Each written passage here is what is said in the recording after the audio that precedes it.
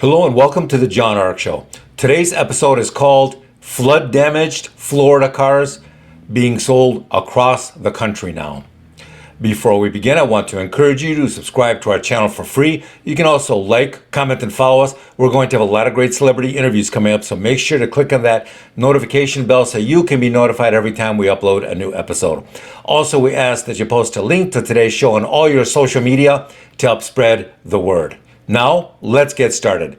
Buying a car has always been difficult because of all the deception and fraud and trickery out there. But it will soon become much harder. So what's going on? Well, back in the day, you could go to a new or used car dealer and find a car that you liked and simply buy it.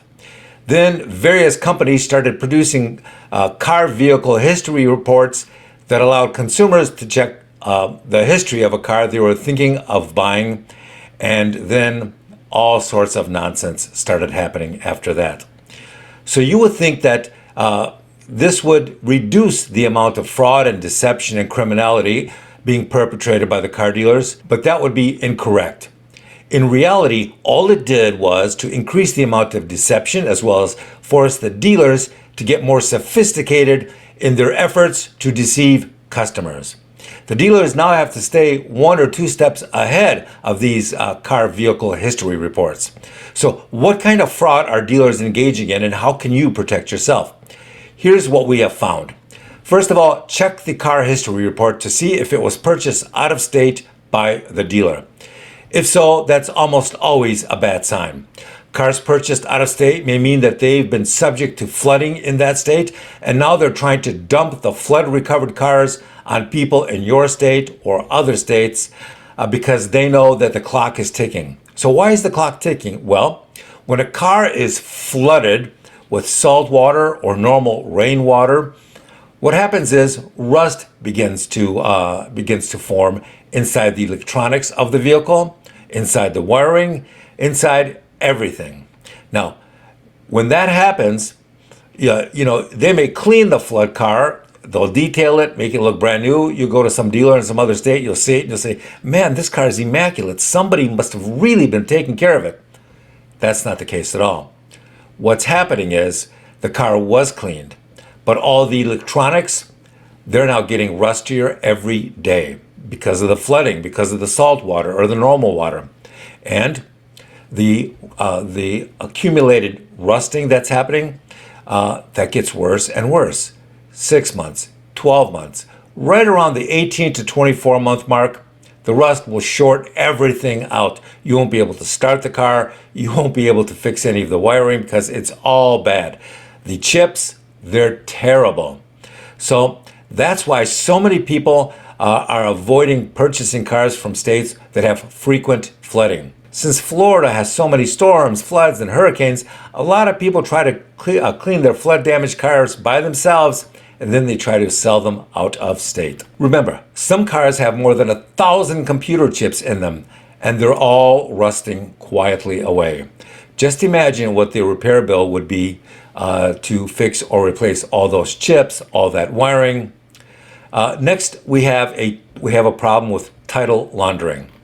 Because the title reporting requirements are different in every state, cars that were titled in one state can be sold in another state that no longer requires them to indicate if the car was totaled or flood damaged. This means that if you buy a car from out of state that was totaled there, once you see the title in your state, it has been laundered and it may no longer indicate that the car was flood damaged or totaled. Next, you have the issue of fake positive car dealer reviews. You'll see car dealer reviews with lots of positive reviews, but oftentimes these can be fake. How can you tell? Well, one thing you'll notice is that a lot of 5-star reviews are made by people or usernames that only appear once, and then you can't find them anywhere else on the internet. That's because they were created for the sole purpose of giving a fake review to that dealership at that one time. There are companies overseas that you can hire to create as many fake positive reviews for your company as you like. And if a car dealer has 30 or 40 or 50 great positive fake reviews, and they have 1 or 2 bad reviews, then most people will assume, that was the customer, not the dealer. and that would be an incorrect conclusion. But all these fake positive reviews will drown out all the bad reviews and deceive people. So how can a car buyer realistically protect themselves from this increasing level of sophisticated fraud? Well, first and foremost, whenever you wish to purchase a car, you always get a pre-purchase inspection, or more commonly called a PPI. Make sure the mechanic checks for flood damage. Also make sure they scan the car to see if it has any error messages or tampering with the mileage or any problem codes that may have been temporarily concealed by the seller. That can be done. You can reset the electronics so that error codes disappear for a day or a week and then reappear after the purchaser has made their purchase. You know, they've had the car at home for a week or two, and then suddenly error lights start appearing on the dash. And guess what? They're out of luck because they purchased the car as is. Next, have the PPI mechanic check all the features and accessories on the car to make sure everything works as it is supposed to.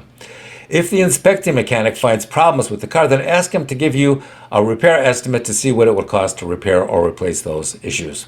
Also, before you pay for the PPI inspection, go on Yelp, Google, and other review websites to see what the dealer's previous customer reviews have said about them.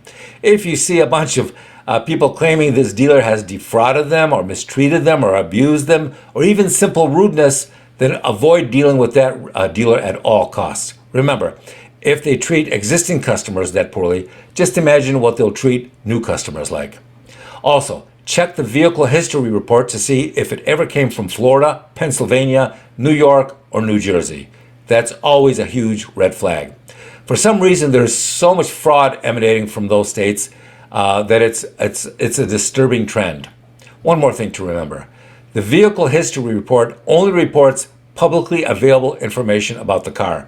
If the previous owner did the repairs, or if it was done by a mechanic who didn't report to CarMax, then that means you can't trust the existing CarMax report because somebody else may have engaged in deception. So always keep that in mind.